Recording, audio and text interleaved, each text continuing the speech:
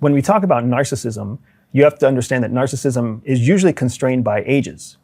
So 25 to 35 is when human beings are in their peak narcissist years.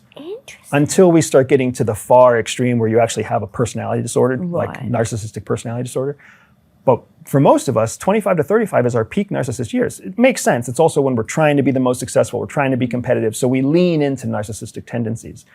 But when you have someone who is on the far end of that extreme, and they are paired with a true empath, somebody who cares, and cares about the narcissist, you're essentially feeding the narcissist exactly what they're looking for. They're looking for attention, they're looking for validation, they're looking for someone to give them authority and credibility in some aspect of life.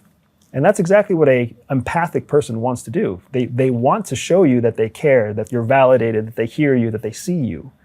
And it's a very unhealthy and dangerous pot of soup. All right, so now that you've broken that down, which that was so clear, it's really clicked into my brain now of like how those two can be beautiful together, but obviously how it can also be detrimental to us. I'd love to take the real world example of Dirty John. This is something that so many women talk about, but it's just one of millions and millions and millions of stories that it just went to the extreme. So I'd love to really break down the Dirty John story, what happened, how we as women got manipulated by him, and then how it transpired into such a dangerous situation that unfortunately is only too common, I think.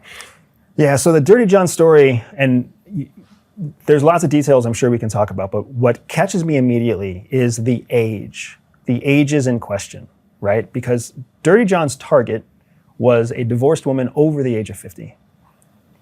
So here you have a woman who has been successful in professional life, but is questioning her personal life.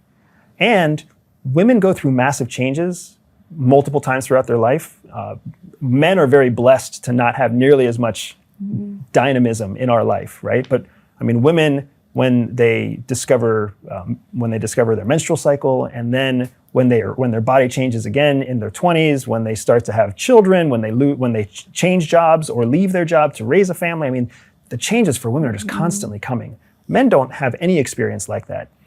But there's also this point when women they crest over 40. If they have children, their children are grown. I think we were talking earlier about divorce rates being highest in that age bracket. Losing your job is highest in that age bracket. So there's all sorts of these changes that happen when you're in that 45 to 55 realm.